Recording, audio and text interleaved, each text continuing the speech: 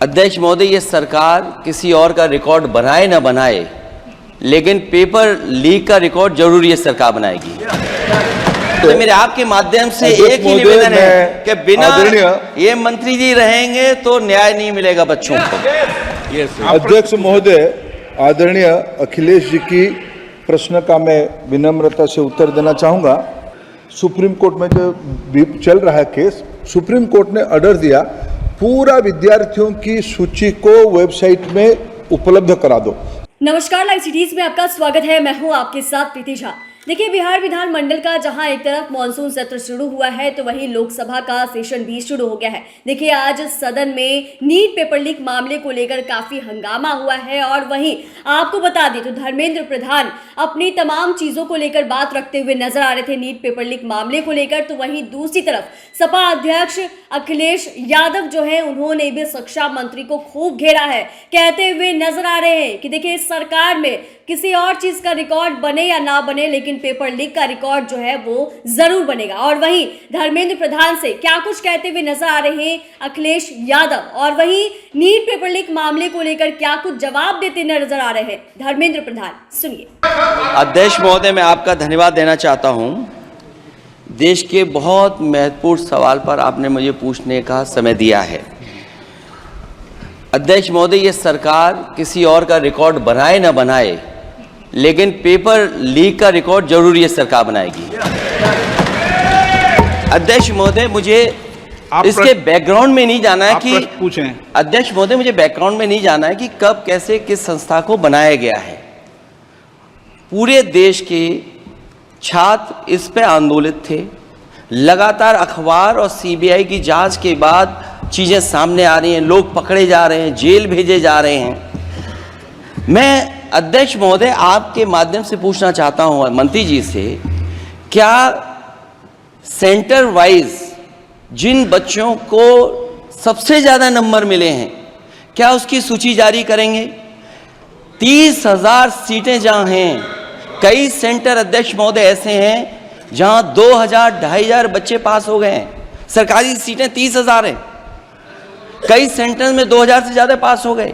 कई प्रदेश के ऐसी जगह है जहां पर कुछ सेंटर से 600 से 650 से ज्यादा सबसे ज्यादा नंबर हैं।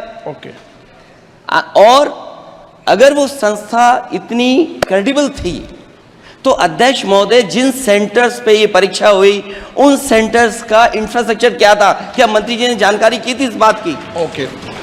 अध्यक्ष महोदय, मेरे आपके माध्यम से एक ही निवेदन है कि बिना ये मंत्री जी रहेंगे तो न्याय नहीं मिलेगा बच्चों को। अध्यक्ष महोदय, आदरणीय अखिलेश जी की प्रश्न का मैं विनम्रता से उत्तर देना चाहूँगा कि अभी सुप्रीम कोर्ट में जो चल रहा है केस, सुप्रीम कोर्ट ने ऑर्डर दिया पूरा विद्यार्थियों की सूची को वेबसाइट में उपलब्ध करा दो। सर, पिछले 3 दिन से देश भर की सारे विद्यार्थियों की लिस्ट पब्लिक डोमेन में उपलब्ध है। ये सारा चीज खुले पे है और कई प्रकार की तर्क आ चुका है। सर, मैं एक अभी उसमें केरल के विद्यार्थी भी अच्छे किए हैं, क्या हम ये कहेंगे भी वहां भी कुछ गड़बड़ी हुई थी? ऐसे आरोप करना, मैं देश की ग्रामीण इलाका, देश की एसटी एससी इस बार सबसे अच्छा परफॉर्मेंस करने वाले देश की एसटी एससी ग्रामीण बैकग्राउंड आर्थिक पिछड़े लोगों की है। क्या हम उनकी मेधा को हम चुनौती देते हैं? और बाकी रहा क्वेश्चन पेपर लीक की, सर मैं शुरू से मेरा एक स्टैंड रहा, राजनीति नहीं करना, लेकिन अखिलेश जी जब वहाँ दायित्व में थे उस सुबह की, सर सारे सूची है कितने बार उत्तर प्रदेश में क्वेश्चन पेपर लीक हुए हैं।